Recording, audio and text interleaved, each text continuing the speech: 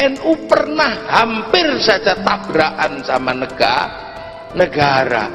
Kapan? Ketika Pak Harto bikin fusi partai.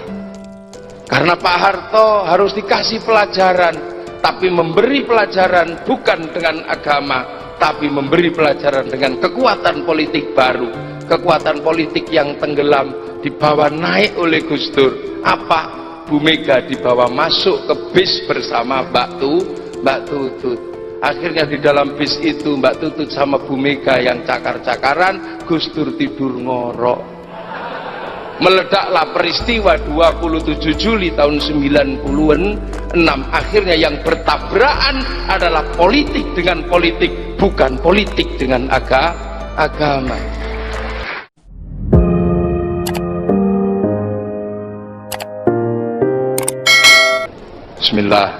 Bismillah, alhamdulillah, wassalatu wassalamu ala rasulillah Sayyidina Muhammad ibn Abdillah wa ala alihi wa ashabihi wa azwajihi wa dhurriyyatihi wa ahli baitihi wa man tabi'ahum bi ihsanin ila yaumil qiyamah.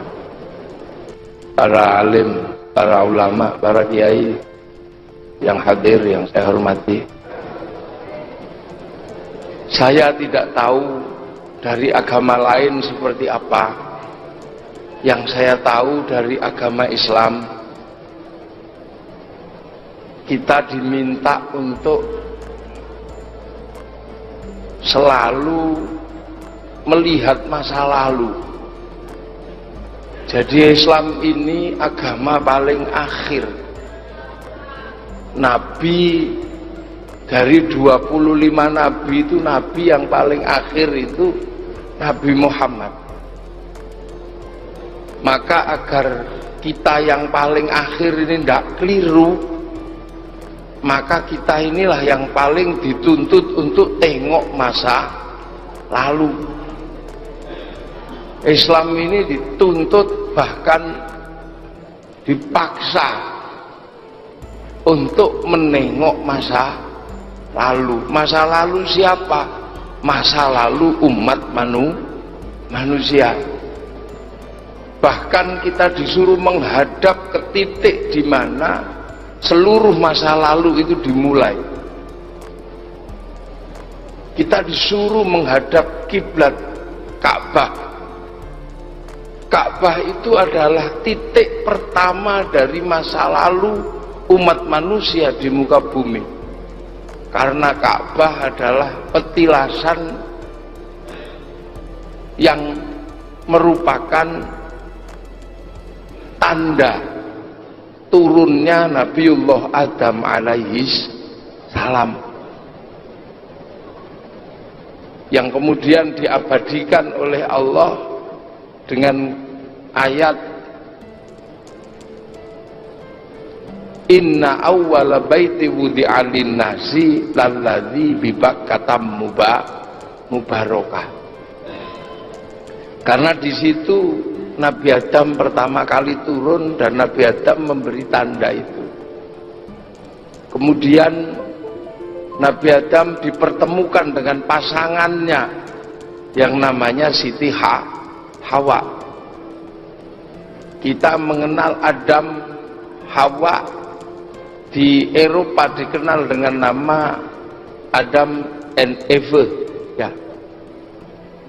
Nah, ketika berdua manusia pertama ini ketemu, Allah mengabadikan agar kisah cintanya ini tidak hilang dari peradaban dunia.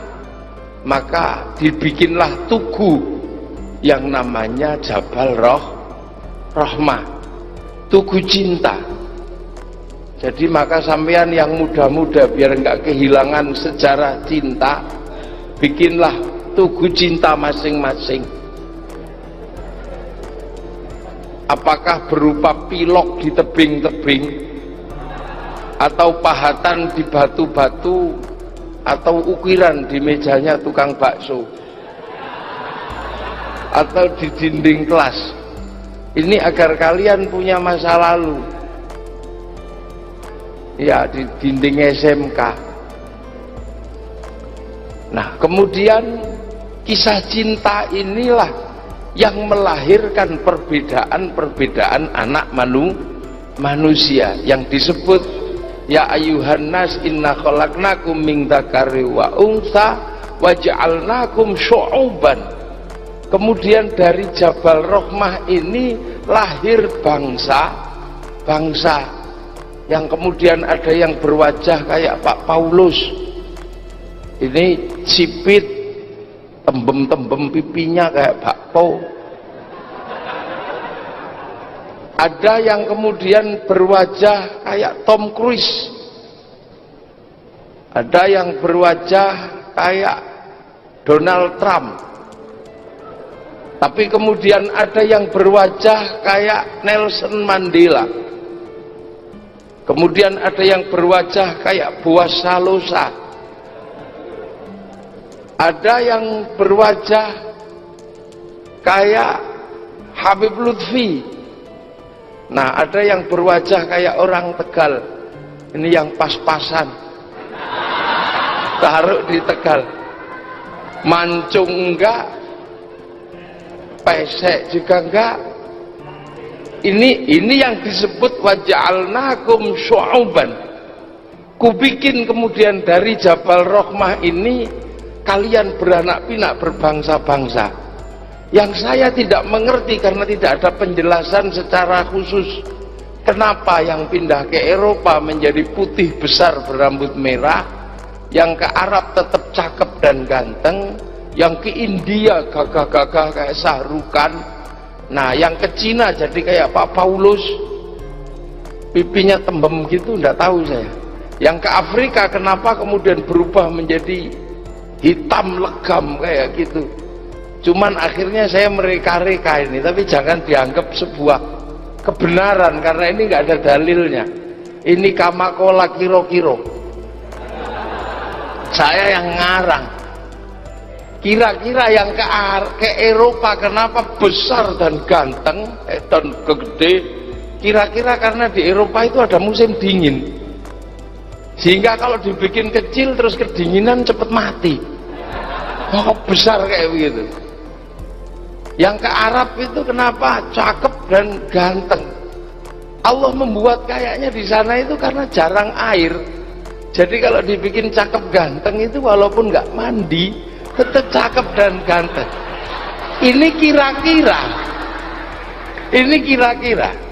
Yang ke Afrika kenapa hitam gitu?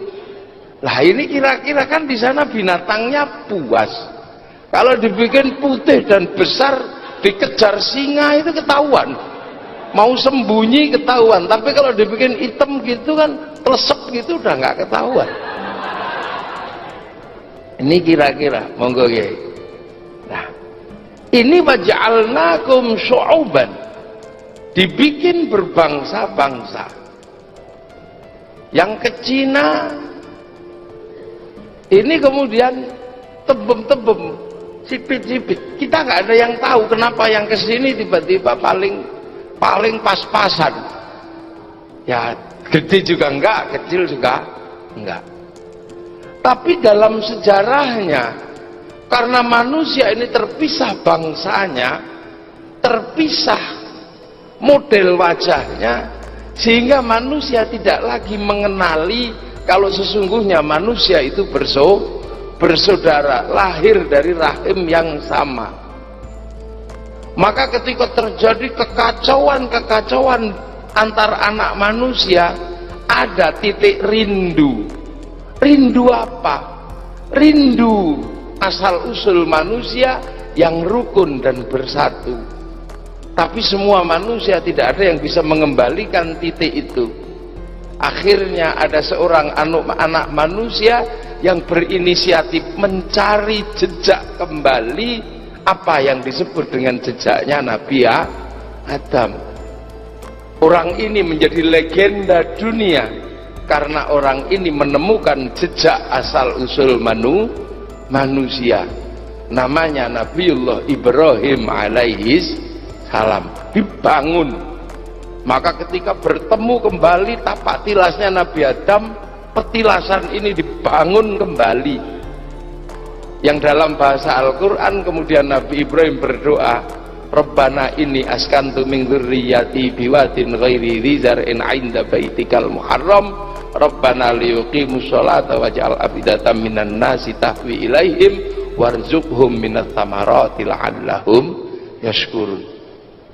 Nah, Nabi Ibrahim menemukan itu, jejak ini dibangun kembali, dibantu oleh anaknya Nabi Ismail, sehingga akhirnya cerita Nabi Ibrahim ini menjadi legenda dunia. Dan kalimat Ibrahim ini menjadi kalimat yang akhirnya menjadi sejarah agama dunia yang dikenal oleh semua anak manusia, semua anak bangsa. Di India dikenal dengan nama Brahma. Bahkan di Cina pun dikenal dengan nama Brahma. Di bumi belahan yang lain dikenal dengan Abraham. Dan saya belum sampai melakukan penelitian secara detail. Ada persamaan ketika di dalam agama Ibrahim ini ada kesamaan. Saya menemukan kisah di Cina, sebuah kisah yang persis seperti perjalanan kisah Nabi Ibrahim yang dikenal dengan kisah perjalanan Tong Samcong melakukan perjalanan ke barat mencari kitab sucinya Dewa Brahma, ditemani Sun Gokong sama Cupat Kai. Ketemu di situ, ada titik temunya. Di India kemudian ada bangunan-bangunan keagamaan yang sama, hampir mirip dengan agama Nabi Ibrahim.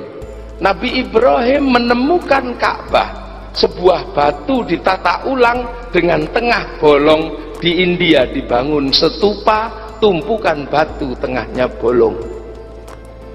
Nabi Ibrahim menemukan jejak Nabi Adam ketemu dengan Siti Hawa yang dikenal dengan nama Jabal Rohmah, sebuah tugu cinta.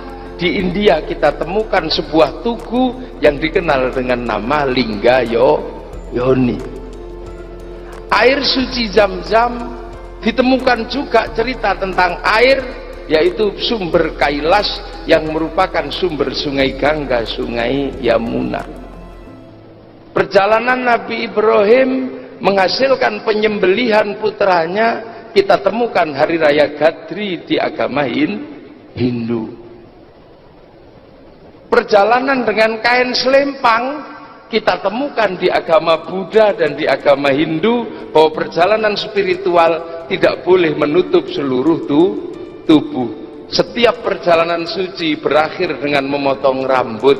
Kita temukan tahallul di Islam, dan kita temukan dalam agama Hindu Buddha gundul. Cuman batu irengnya yang agak beda. Kalau Hindu Buddha ini 12 biasanya ya. Orang Buddha habis digundul hitamnya 12 kalau nggak salah. Saya hitung ketika saya lihat film kungfu. Saya tidak tahu. Nah di Islam ada hitam kadang batu itu kan teman-teman Salafi. Ada kesamaan pada masa lalu. Dan Nabi Ibrahim kemudian punya hak prerogatif menentukan sejarah agama dunia. Karena Nabi Ibrahim punya hak minta kepada Allah agar kedua anaknya diangkat menjadi nabi, yaitu Nabi Ishak sama Nabi Ismail. Nabi Ishak kemudian punya anak namanya Yakub, atau dikenal dengan nama Israel. Nah, Yakub punya anak 12 dikenal dengan nama Bani Israel. Dari Nabi Yakub inilah Bani Israel melahirkan keturunan-keturunan hebat. Salah satu keturunannya ada yang bernama Musa, atau lebih dikenal dengan nama Moses. Musa punya kitab namanya Taurat, menghasilkan sebuah agama besar yang sampai hari ini ada, namanya Yahudi. Kemudian dari Bani Israel lahir nama besar yang namanya Sulaiman, yang membangun sebuah kota besar namanya Baitul Muqaddas atau Baitul Maqdis. Dan dari Bani Israel kemudian lahir Nabi besar namanya Isa alaihi salam, yang kemudian ada yang menyebutnya dengan nama Yesus Kristus, melahirkan agama besar yang namanya Nasrani.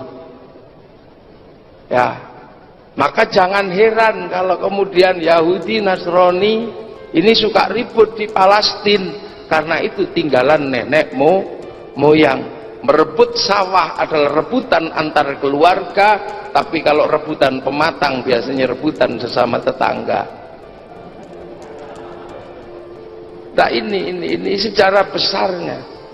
Lah, kemudian akhirnya anak keturunan Nabi Ismail alaihi salam ada yang diangkat jadi nabi, namanya Nabi Muhammad sallallahu alaihi wasallam. Lah, Nabi Muhammad sallallahu alaihi wasallam karena keturunan Nabi Ibrahim dari istri Siti Hajar, maka menempati tempat Makkah, karena Makkah adalah petilasan Nabi Ibrahim dengan Siti Hajar, sehingga Nabi Muhammad berada di Makkah. Ini yang kemudian di dalam tradisi Islam, karena betapa besarnya jasa Nabi Ibrahim, akhirnya bekas telapak kakinya diabadikan dengan nama Maqam Ibrahim. Tempatnya Nabi Ismail dikenal dengan Hijr Ismail, perjalanan suci Siti Hajar dikenal dengan Sofa Marwah. Ini. Nah, begitu ketemu Nabi Muhammad membangun sebuah agama besar, namanya agama Islam. Yahudi, Nasrani, dan Islam, karena bumi yang dipijak adalah sama, lama-lama ketemu dalam kehidupan sehari-hari. Disitulah maka kemudian Rasulullah ketemu dengan Yahudi dan Nasrani, dan Rasulullah membangun kesepakatan yang namanya Piagam Madinah. Ada yang ikut Piagam Madinah, tapi ada yang berkhianat dari Piagam Madinah. Ini bukan masalah agama, ini urusan manusia. Yang berkhianat dikenal dengan Banu Nadir, Banu Qunaiqah, dan Banu Quraidah. Ini. Lah, maka kemudian disitulah kita bisa lihat ada kelompok-kelompok yang tidak bisa diajak. Maka Rasulullah menunjukkan kebesarannya, kebesaran jiwanya, karena walaupun tidak mau diajak bersama, sebagai saudara tetap didoakan. Maka setiap akhir sholat ada doa untuk keturunan Nabi Ibrahim, kama shallaita ala sayyidina Ibrahim wa ala ali sayyidina Ibrahim. Maka jangan heran kalau kemudian agama-agama besar ini ketemu, ada agama di masa lalu, ada agama yang muncul di masa belakang. Lah, Islam ini agar tidak salah mengambil langkah kehidupan beragamanya, maka diminta menengok masa lalu. Dan ketika menengok masa lalu, semua orang akan tahu masa lalu adalah jembatan untuk meminang masa depan. Tanpa masa lalu, orang tidak akan bisa mengambil apapun dari masa depan. Nah, Islam diminta untuk melihat masa lalu. Makanya kita kemudian hari ini, ketika kita melihat ada persoalan-persoalan yang cukup serius, ini sebenarnya bukan barang baru. Kenapa? Ibarat kita ini lagi berjualan pasir. Kita lupa bahwa sumbernya sama-sama dari gunung yang sama, tapi PO-nya beda, DO-nya beda. Nah, itu terlihat kekuasaan Allah di situ. Perbedaan-perbedaan masih diatur pada siklus yang sama dalam kehidupan sehari-hari. Maka sebagai kaum muslimin, kita diajarkan bahwa kerukunan umat beragama bukan barang baru sesungguhnya. Hidup bersama seperti ini bukan barang baru. Rasulullah kalau tidak punya uang menggadaikan baju perangnya kepada orang Yahudi. Sampai suatu ketika Rasul meninggal, baju yang digadaikan belum bisa diambil, sehingga ketika baju itu dipakai oleh orang Yahudi, Sayyidina Ali marah karena baju itu sebenarnya mau diserahkan kepada Sayyidina Ali. Akhirnya Sayyidina Ali marah-marah dan orang itu mengatakan, saya menggadai baju Rasulullah. Akhirnya dibawa ke pengadilan zaman Sayyidina Utsman, dan akhirnya Sayyidina Ali kalah di pengadilannya Sayyidina Utsman karena ini benar-benar masalah gadai. Di sini kemudian Rasulullah memberi contoh, banyak sekali contoh bersama. Ada Yahudi mati, Rasul berdiri. Kenapa berdiri ya Rasul? Dia orang Yahudi. Apakah orang Yahudi bukan manusia? Bahkan Rasul ketika tidak punya air, Rasul minta kepada orang Yahudi, dan Rasul ketika dikasih orang Yahudi minum, Rasul mengatakan, jammalakallah, mudah-mudahan wajahmu tetap baik. Orang ini sampai meninggal giginya juga tidak rontok, rambutnya tidak ada yang berubah. Dan di kisah-kisah seperti itu kita bisa lihat pada tidak hanya di era Rasulullah, di zaman Syekh Hasan Basri. Syekh Hasan Basri hidup dengan bertetangga dengan pendeta Nasrani. Pendeta Nasrani ada di atas, Syekh Hasan Basri ada di bawah. Syekh Hasan Basri sakit karena tetangga pendeta nengok ke bawah. Syekh Hasan Basri ditengok sama pendeta dari Nasrani. Syekh Hasan Basri menyuguhkan makanan. Ketika Syekh Hasan Basri menyuguhkan makanan, dan makanan ini dilalah kok lengket, mungkin kayak apa ya, kayak jadah apa-apa. Pendeta ini mau cuci tangan, ternyata di pojok kamarnya Syekh Hasan Basri ada sebuah timba. Pendeta ini mau cuci tangan di timba itu, dilarang sama Syekh Hasan Basri. Jangan, kamu jangan cuci tanganmu di timba itu. Kenapa Syekh? Aku nggak ngerti itu air apa. Loh, memang air apa? Ini air dari atas itu. Dari mana?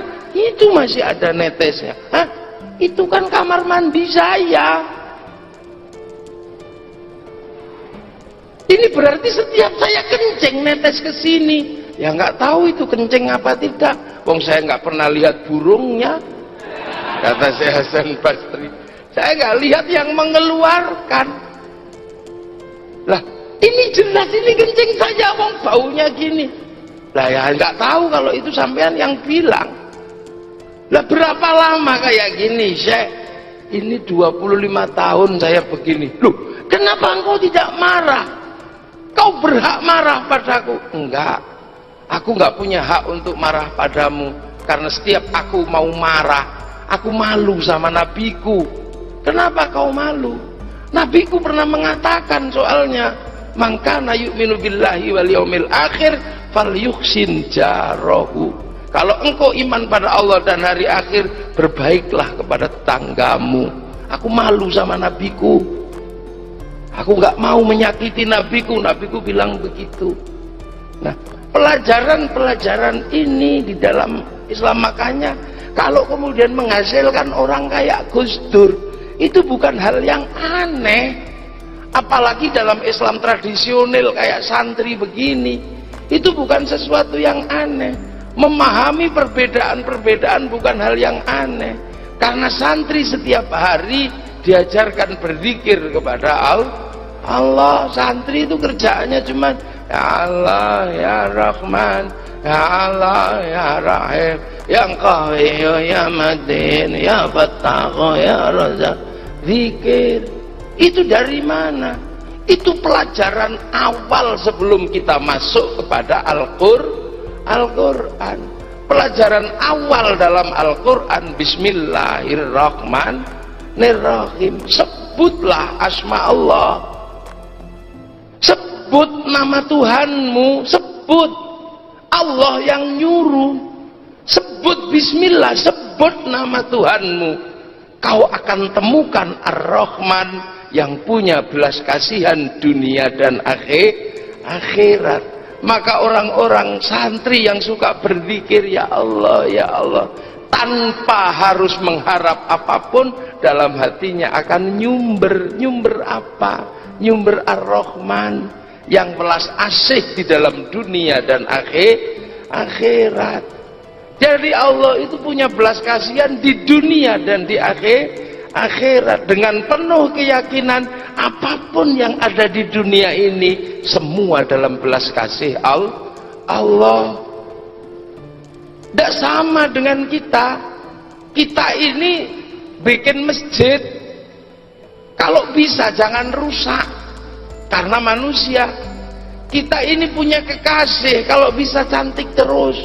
Kita bangun rumah, kalau bisa jangan rusak. Tapi kalau Allah Ar-Rahman punya belas kasihan, bikin sesuatu sesuka-suka dia. Bikin pipi yang halus, Allah juga bikin panu. Bikin zebra yang begitu indah, Allah bikin singa. Allah bikin perkutut yang begitu indah, Allah juga bikin tikus yang siap mencapik-capik anak perkutut. Allah bikin daun padi yang begitu indah, Allah juga bikin ulat. Apakah engkau akan marah ketika ulat makan daging, makan pohon padi? Apa kau akan marah? Kau tidak perlu marah, cukup singkirkan saja dari situ. Terserah kamu menyingkirkan pakai apa. Begitu juga manusia. Apa kau akan marah sama orang Nasrani ketika orang Nasrani juga ada di dunia ini? Apakah engkau akan marah sama Pak Paulus? Pak Paulus juga di dunia ini. Berarti Pak Paulus mendapat belas kasih Allah Subhanahu wa ta'ala. Makanya hidup ini bagi santri adalah sesuatu yang biasa-biasa saja. Ketemu dalam perbedaan. Islam ini agama yang dikatakan paling baik, tapi kebaikan Islam tidak sempurna kalau tidak bersama yang lain. Kita umat Islam tidak sempurna kebaikan umat ini kalau tidak bersama yang lain. Kita pergi haji tidak sempurna kalau tidak berkawan dengan Yahudi dan Nasrani. Karena pergi haji mesti naik pesawat. Yang bisa bikin pesawat adalah saudara tua kita yang namanya Yahudi dan Nasrani, karena dia lebih dulu pegangan Taurat sama Injil. Kalau sampean nggak berkawan dengan Yahudi dan Nasrani, apakah sampean mau pergi haji ngelangi? Berjalan kaki? Karena Pak Habibie suruh bikin pesawat ya nggak jadi-jadi. Karena Pak Habibie bikin pesawat kasih nama Tetuko, sing teko ra tuku-tuku, sing tuku ra teko. Ketika kita menikahkan anak-anak kita, ketika kita menikahkan anak-anak kita begitu bangga karena sedang beribadah. Tapi ketika kita menginginkan anak-anak kita menjadi lebih cantik, kita pasti butuh orang-orang Perancis yang pinter bikin bedak, pinter bikin parfum. Karena orang Tegal sudah nggak percaya sama bedak Tegal, beras dideplok ya blondeng kabeh. Hari ini kita bisa berbangga karena kita bikin acara seperti ini. Saya bisa ngaji di sini, bertemu dengan semuanya. Tapi itu tidak lengkap kalau tidak ada yang bikin speaker ini. Yang bikin speaker ini ternyata juga ternyata orang Jepang. Maka kita dikasih bekal oleh para ulama, mayuridillahu bihi khairan yufaqihu fiddin. Siapa yang dikehendaki baik oleh Allah, maka dia dikenalkan dalam urusan agama, dikasih ngerti. Kalau ngaji di pondok, khairan itu nakiroh, maknanya khairan kamilan, kebaikan yang sempurna. Nah, sempurna itu hanya milik Allah. Manusia gak bisa sempurna, manusia butuh yang lain. Saya ngaji di sini sepertinya yang paling baik, Tapi ketika dilihat saya bukan yang terbaik, kalau tidak ada yang duduk di situ, kalau nggak ada yang duduk di situ, saya ngaji di sini adalah ibarat dodol jamu. Nah, kebaikan ini kemudian menjadi lebih indah ketika saya punya baju nih, ketika saya punya baju dan ternyata baju saya harganya tidak terlalu mahal, kainnya tidak lebih dari 50.000. Ternyata begitu saya lihat ini buatan Sritek, ternyata Sritek adalah punyanya teman-teman Tionghoa di Solo. Nah, yang pakai peci putih itu ternyata made in Cina.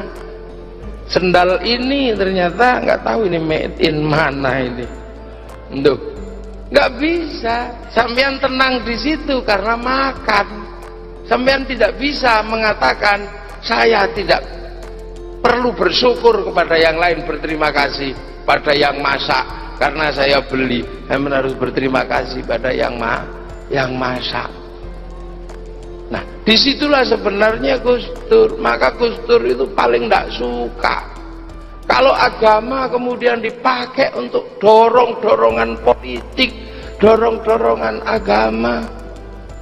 Gus Dur paling tidak suka. Kenapa? Karena ini pasti membawa Tuhan, berpolitiklah. Gus Dur tahu, makanya indah saja ketemu dengan siapapun, ketika bismillah ketemu dengan Ar-Rahman.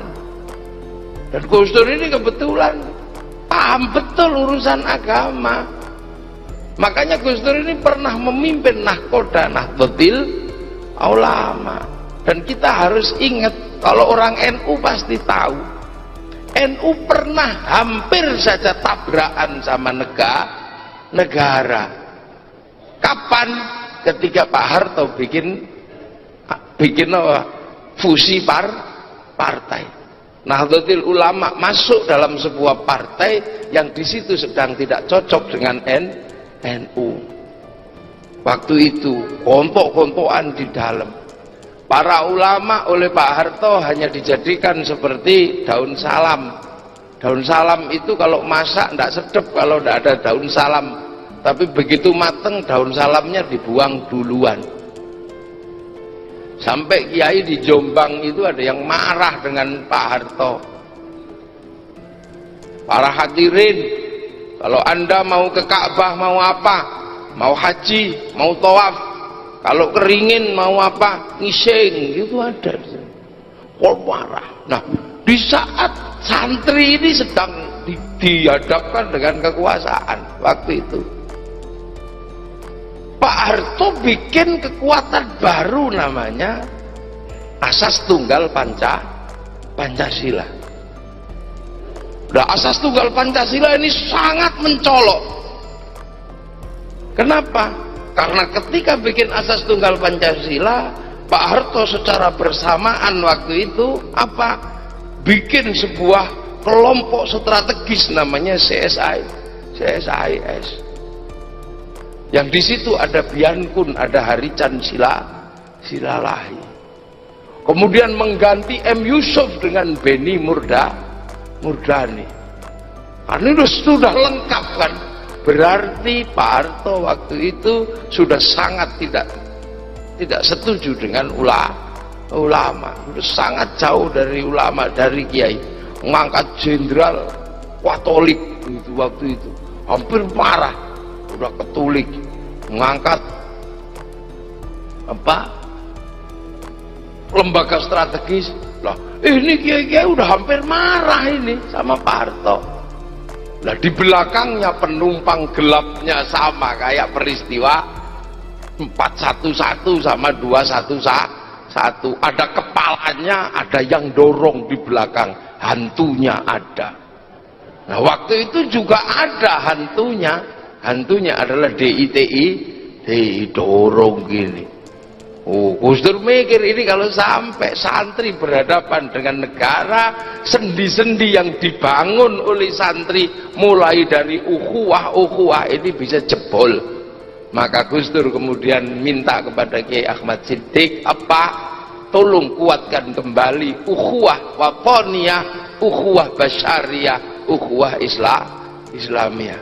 Ukhuwah basyariyah dilandaskan kepada ya ayuhan nas inna khalaqnakum min dzakarin wa unsa. Ukhuwah wataniyah didasarkan kepada waja'alnakum syu'uban wa qabaila lita'arufu. Ukhuwah Islamiyah didasarkan pada inna akramakum indallahi atqakum. Akhirnya Gus Dur, kemudian karena ini negara, Beni Murdani dibawa ke pondok. Lah, asas tunggal Pancasila dipaksakan, semua menganggap bahwa Pancasila adalah sesuatu yang sampai hari ini ada yang mengatakan Pancasila ditaruh di pantat. Itu sesungguhnya adalah sisa-sisa dari masa lalu yang belum selesai memahami Indonesia, belum selesai memahami Pancasila, dan dia tidak pernah melihat.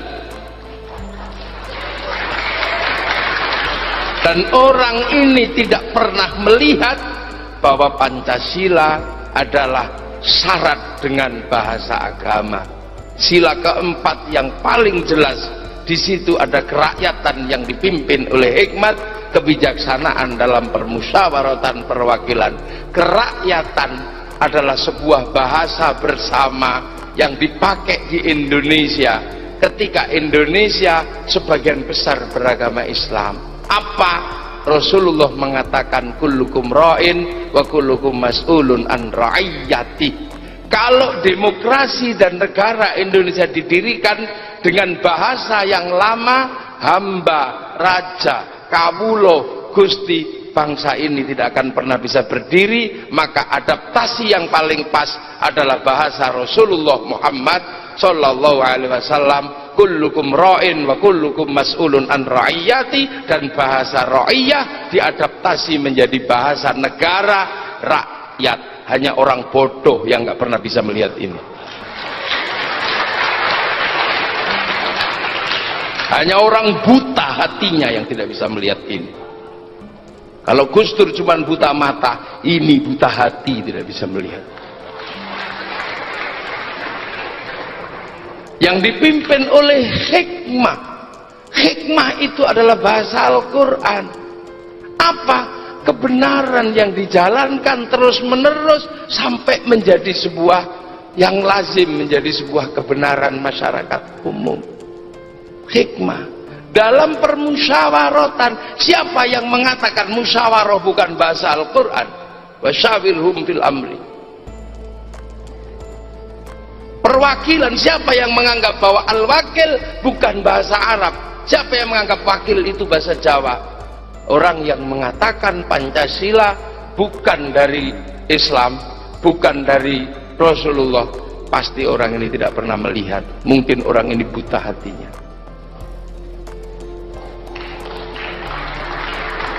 Loh ini loh. Kenapa? Makanya para ulama tidak pernah mempersoalkan Pancasila. Ketuhanan yang Maha Esa, seluruh yang hadir bertuhan yang Maha Esa. Kemanusiaan, semua yang hadir tadi mewakili kelompoknya masing-masing, pengen kemanusiaan tegak di Indonesia. Persatuan, siapa yang pengen bercerai-berai? Kerakyatan yang dipimpin oleh hikmah dalam permusyawaratan, siapa yang tidak ingin bermusyawarah? Keadilan sosial, siapa yang tidak ingin berkeadilan dan kesosialan? Tapi bangsa Indonesia yang harus diingat, kenapa masih ada banyak persoalan? Ini bangsa terdiri dari beberapa macam bangsa, dipikul oleh satu negara. Eropa satu bangsa, dipikul beberapa negara. Cina satu bangsa, dipikul beberapa negara. Arab satu bangsa, dipikul beberapa negara. Tapi ini beberapa bangsa dan suku dipikul oleh satu negara. Masalahnya sangat berbeda. Kami sangat kompleks di sini. Ini bangsa dilindungi oleh undang-undang Allah, wa ja'alnakum syu'uban wa qabaila. Kalian laki-laki dan perempuan dilindungi oleh undang-undang Allah. ya ayuhan nas inna khalaqnakum min dzakari wa unsa, dan mencoba untuk memahami ini semua, kalian dilindungi oleh Allah lita'arofu, agar kalian saling mengerti, bukan saling mengenal. Kalian mengenal tikus tapi pengen mukul kepalanya, tapi kalian harus saling mengerti. Pengertian itulah dasar letak kenapa kita akan menjadi orang yang bertakwa. Kenapa ayat takwa diletakkan bersama memahami perbedaan. Ini bangsa. Makanya Gus Dur kemudian mengambil. Ini harus diterima karena ini kesepakatan bangsa. Persoalan dengan Pak Harto, Gus Dur tetap bersikap secara politik, tidak kemana-mana, tapi berada di mana-mana. Akhirnya santri tidak jadi bertabrakan dengan negara, tapi akhir-akhir ini ada orang-orang bodoh yang mencoba membawa agama menabrakkan dengan bangsa dan negara. Sholat subuh jadi alasan untuk nabrak negara, sholat Jumat jadi alasan untuk nabrak negara. Apa tidak ada cara lain selain itu? Kalian bisa berdemonstrasi, kalian bisa tunjukkan kekuatan, ribuan spanduk bahkan jutaan spanduk bisa kalian bentangkan. Kenapa kau bawa agama? Apa tidak belajar dari Timur Tengah? Apa tidak belajar dari negara-negara yang lain? Belajarlah. Kalau kamu tidak mau belajar, menyingkirlah dari Indonesia. Kenapa tidak mau belajar? Jangan bawa-bawa agama. Kalau kau tidak suka, demonstrasilah. Demonstrasilah. Monas masih luas, depan istana masih luas, tapi tolong dulu santri membawa agar bangsa dan negara tidak ditabrak oleh agama. Kenapa sekarang kalian tidak belajar? Semakin kerdilkah pikiran kalian? Ini yang kita tidak suka. Negara punya, terus semua apa yang ada di Indonesia dijelek-jelekkan. Tidak ada baiknya bangsa ini. Semuanya jelek. Punya Pancasila jelek, punya merah putih jelek, punya tentara jelek, punya polisi jelek, punya kiai jelek. Yang baik siapa? Gundulmu itu. Kenapa semuanya jelek? Belajar bangsa ini pernah dibawa ke kanan oleh Masyumi dan DITI, tidak bisa. Pernah dibawa ke kiri oleh PKI, tidak bisa, karena nasib bangsa ini memang di tengah-tengah yang dari dulu milik semua bangsa. Belajar. Ini bangsa Indonesia. Makanya ketika kemudian Pak Harto merasa bahwa oh ternyata Gus Dur tetap berbicara bangsa walaupun berbeda politik, akhirnya Pak Harto merelakan Mbak Tutut kemana-mana dibawa Gus Dur, dan Gus Dur bercerita kepada saya secara langsung, saya bawa Mbak Tutut kemana-mana naik bis Nahdlatul Ulama. Maka kalau sebelumnya kalau ada orang-orang yang ikut suap menyuap, itu adalah hukumnya suap menyuap. Tapi ketika kemudian Mbak Tutut sudah naik ke kendaraan besar Nahdlatul Ulama, maka semenjak itu menjadi Golkar bukanlah sebagai sebuah suap, tapi itu adalah ujroh atau biaya ongkos naik bis.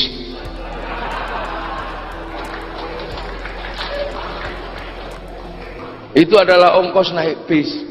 Tapi Gus Dur pintar, karena Pak Harto harus dikasih pelajaran, tapi memberi pelajaran bukan dengan agama, tapi memberi pelajaran dengan kekuatan politik baru, kekuatan politik yang tenggelam dibawa naik oleh Gus Dur. Apa?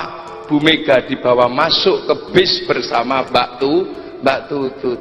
Akhirnya di dalam bis itu Mbak Tutut sama Bu Mega yang cakar-cakaran, Gus Dur tidur ngorok.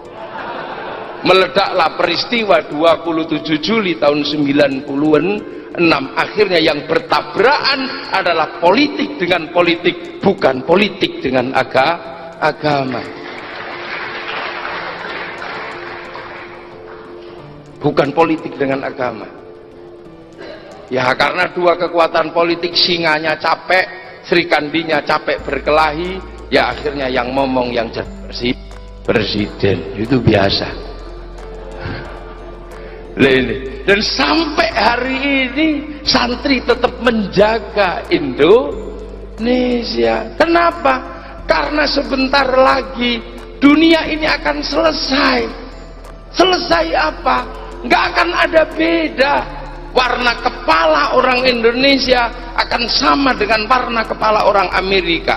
Makanan orang Amerika sama dengan makanan orang Indonesia. Android Indonesia sama dengan Android Cina. Bahasanya sama.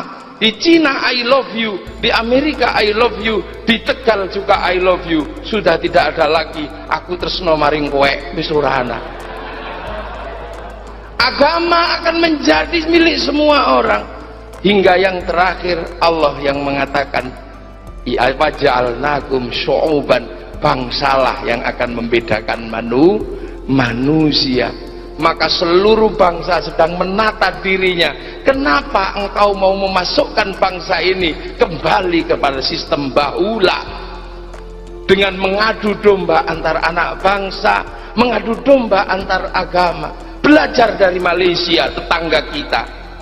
Malaysia tidak bisa menghindari bahwa Cina sudah menjadi kekuatan di Malaysia, India sudah menjadi kekuatan di Malaysia, Indonesia, anak-anak TKI sudah menjadi kekuatan baru di Malaysia. Malaysia tidak mau kemudian membongkar itu semua, tapi itu keniscayaan yang harus diterima. Maka dari kecil orang Malaysia sudah diajarkan perbedaan, dan Malaysia membuat lompatan terobosan besar dengan membuat film Upin Ipin.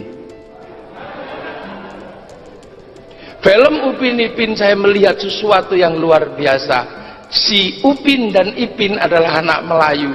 Dia harus tahu di Malaysia ada orang India. Dibikinlah tokoh yang namanya Jarjit.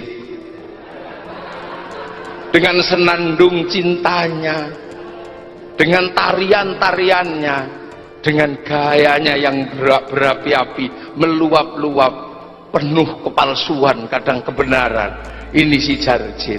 Di situ tidak bisa dibendung anak-anak Cina yang sudah juga mulai menguat di sana. Dibangunlah sebuah cerita dengan sebuah tokoh yang namanya Mei Mei.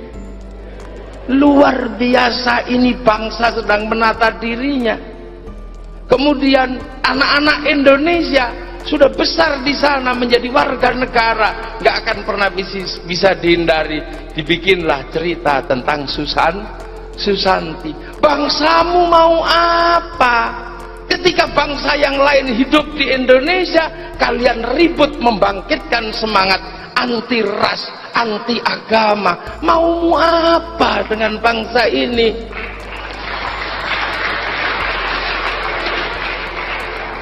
Amerika Serikat sebagai sebuah kekuatan besar, dominasinya tidak boleh dikalahkan, dan anak-anak Amerika harus bangga dengan Amerika.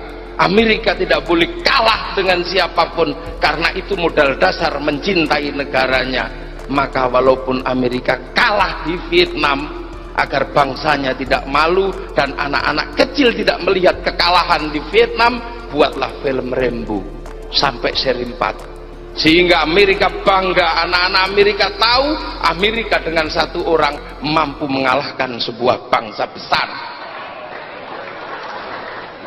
Ini lompatan sebuah bangsa menata bangsa dan negara. Amerika tahu bahwa Cina sebagai sebuah kekuatan nggak bisa dibendung. UKUSA pasti kalah lama-lama dengan Shanghai Corporation karena perebutan minyak di antara para cukong mengendalikan perubahan dunia. Amerika tidak boleh kalah dengan Cina, walaupun jelas kalah karena obligasinya Amerika yang membeli seluruhnya adalah Shanghai Corporation. Tapi Amerika tidak boleh kalah karena Cina punya sebuah legenda besar tentang tentang sopan santun dan tata nilai dalam kehidupan. Amerika membuat sebuah film agar anak-anak Amerika tahu bahwa Amerika lah sumbernya negara Cina. Maka Amerika bikin film American Kungfu, American Shaolin, yang seluruh dunia tahu Shaolin hanya ada di Cina. Dengan Jepang, Amerika membuat film yang paling legendaris, bahwa yang terakhir hidup adalah orang Amerika. Dia bikin film The Last Samurai, bahwa samurai terakhir adalah orang Amerika, yang diperankan oleh si Tom Cruise. Bangsa Jepang mengalami kegaduhan luar biasa ketika rezim Tokugawa harus berganti dengan restorasi Meiji. Samurai-samurai harus mampu mengadaptasi perubahan dunia baru. Bangsa Jepang berdarah-darah dengan korban yang tidak sedikit, dan orang Jepang, anak-anaknya harus bangga dan tidak boleh mengulang sejarah pembantaian selama peralihan dari rezim Tokugawa ke restorasi Meiji. Maka Jepang membuat cerita agar anak-anak paham dari peristiwa yang sulit, dipermudah dengan membuat sebuah film yang dikenal dengan nama Samurai X dengan tokoh si Kenshin. Terus bangsamu mau membuat apa? Utaran. Mau membuat apa? Kita mau buat apa dengan bangsa ini ketika semua digugat menjadi sebuah produk kejahatan budaya, produk kejahatan kemanusiaan? Pancasila dianggap sebagai kejahatan ideologi, merah putih dianggap sebagai kejahatan perjuangan, budaya-budaya dianggap sebagai kejahatan agama dengan nama bid'ah, dan wajahmu dianggap sebagai kejahatan kemanusiaan sehingga harus diganti dengan rambutnya berwarna merah. Seluruhnya dianggap sebagai sebuah kejahatan di sini. Aku tidak tahu ini bangsa mau kemana. Untung masih ada orang-orang waras seperti kalian. Mau dibawa kemana? Kita punya sejarah panjang sebagai sebuah bangsa. Kita punya tradisi kasih makan orang. Ada orang mati kita kasih makan, ada orang hidup kita kasih makan, ada orang menikah kita kasih makan, kerja bakti kita kasih makan. Itu sudah ada semenjak sebelum agama, karena orang kita selalu mengatakan mangan orang mangan kumpul. Ketika ada orang meninggal dikasih makan, dibabat atas nama agama, ini sebagai sebuah bentuk kemusyrikan. Ketika kita punya beduk untuk manggil orang sholat, dulu beduk manggil orang perang. Ketika sekarang berubah untuk manggil orang sholat, kenapa kemudian kau hadapkan itu dengan agama sehingga beduk kau sebut bid'ah? Kita setiap ketemu salaman dengan tetangga kita karena kita bersaudara. Kenapa salaman habis sholat kau babat dengan nama agama? Agamamu menjadi mesin senso, bahkan agamamu menjadi mesin potong rumput. Semua kau babat sampai kau pun tidak punya makan pada akhirnya. Ini bangsa dan negara. Mari, kalau kaum muslimin sudah bergerak seperti itu, mari yang Tionghoa ayo bergerak. Ini bangsamu juga. Yang Katolik ini bangsamu juga. Mari kita bergerak secara bersama-sama, bersatu padu. Demi apa? Demi bangsa dan negara. Agama boleh kalian pindah sesuka hati, makanan kalian boleh pindah sesuka hati, tapi bangsa kalian tidak bisa pindah sesuka hati, karena ini ketentuan. Yang lain sedang menata agama. Mari kita jadikan alasan bersaudara. Dulu nenek moyang kita, ayam bisa menjadi landasan persaudaraan, dihadirkan utuh, dimakan secara bersama-sama. Ayam bisa melandaskan persaudaraan. Orang meninggal melandaskan persaudaraan sampai 40 hari. Kenapa itu semua kalian rusak?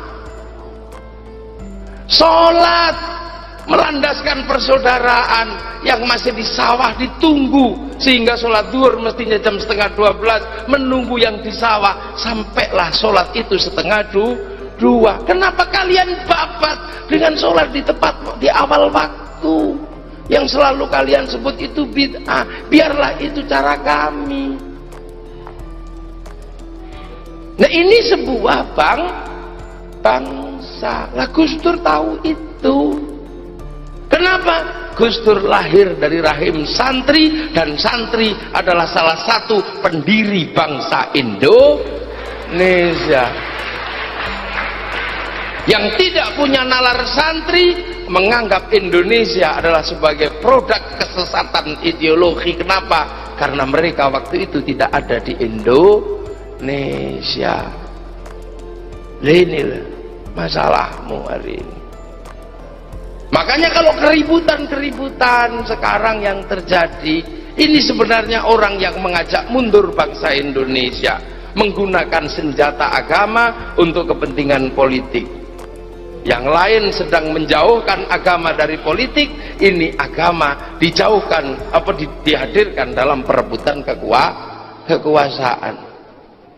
Jangan, Gus Dur belajar dari situ. Ya, semua tahu.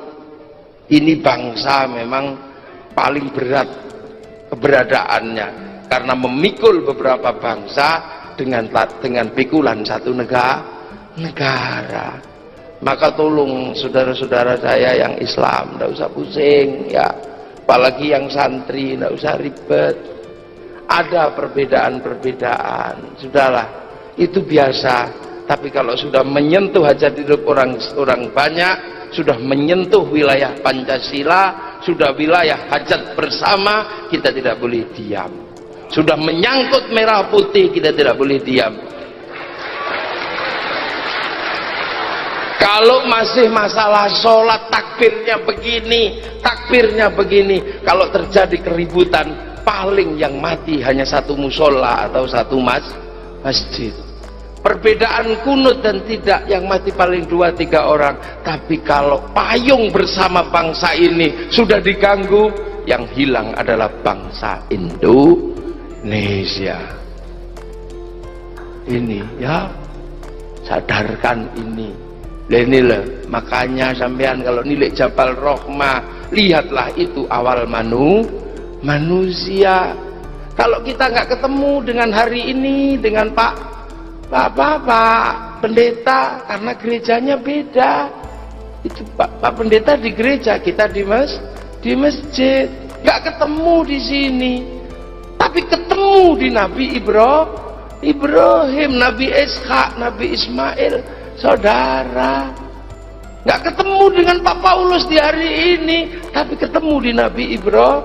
Nggak ketemu di Nabi Ibrahim, kita ketemu di zaman Nabi Adam. Genetika sama. Mari tarik ke belakang untuk menganggap persaudaraan. Jangan mudah dipancing. Ini ada orang-orang yang memang lagi iseng.